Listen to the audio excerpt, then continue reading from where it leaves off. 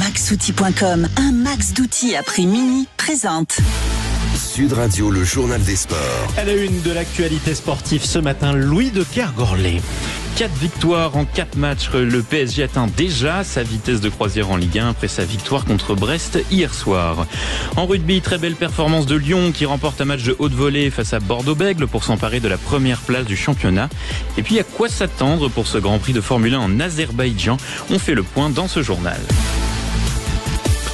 Le Paris Saint-Germain, invaincu depuis le début du championnat, a donc encore réalisé une belle démonstration de force et de talent face à Brest. Oui, une victoire remportée 3-1, avec notamment un doublé de l'international Ousmane Dembélé, une réalisation de Fabian Ruiz contre un pénalty de Romain Del Castillo.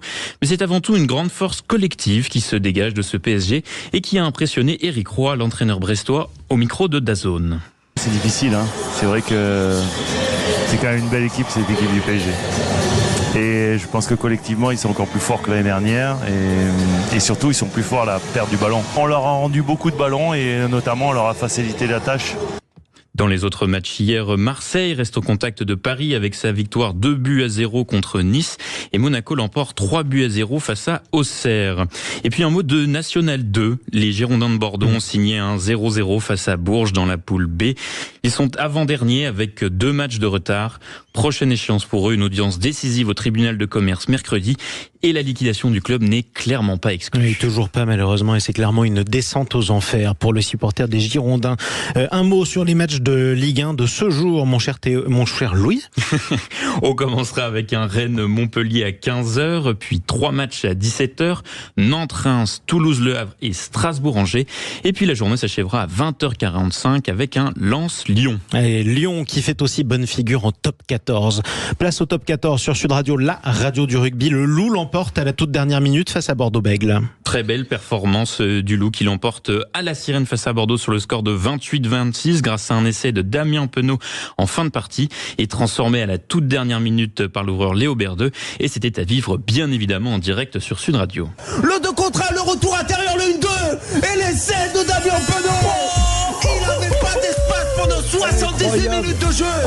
Et Damien Penaud a décidé quasiment tout seul, au terme d'une séquence dantesque, de faire passer l'UBB devant Lyon 26-25 à 1 minute 30 de la fin de la rencontre. 25 secondes à jouer, pénalité de Léo Berdeux complètement excentré sur la gauche. Il a une trentaine de mètres, le regard de Léo Berdeux en direction des poteaux, il s'élance, ça part complètement un peu sur la gauche et ça revient, victoire de Lyon 26-28, le coup de pied de la gagne de Léo Berdeux, victoire de Lyon de 2 petits points d'avance sur l'Union Bordeaux. Alexandre Priam et Clément Combe qui ont encore cassé les micros de Sud Radio, c'est pas joli tout ça, Louis. Dans les autres matchs du jour, Toulon l'a emporté à Castres 30-28. Match très prolifique entre le Stade français et Vannes 34-31. Carton de Pau face à Bayonne 51-29. Et victoire de Montpellier à Perpignan 26-7. Dernier match aujourd'hui avec une superbe affiche entre Toulouse et La Rochelle à 21h05. C'est un match de gala les amis, 21h05. Le coup d'envoi sur Sud Radio, la radio du rugby. Évidemment, ça commence à partir de 20h. Dans Au cœur de la mêlée, François Trio, Alexandre Priam, tout leur pack. Allez, Formule 1 maintenant, place à la 4e année de suite. Charles Leclerc qui va partir en pole position au Grand Prix d'Azerbaïdjan. Ça se passe cet après-midi. On en parle avec vous, mon cher Théo Ampillac. Et oui, le Monégasque qui partira en tête devant Oscar Piastri, son coéquipier chez Ferrari Carlos Sainz.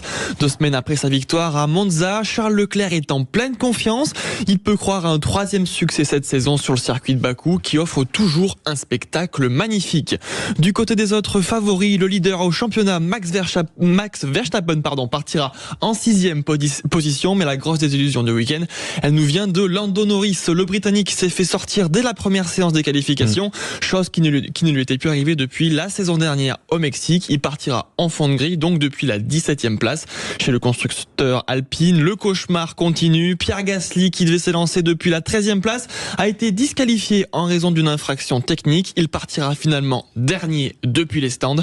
L'autre Français, Esteban Ocon, prendra le départ depuis la 18e position. On le sait, le circuit de Bakou est un circuit urbain où il est difficile de doubler.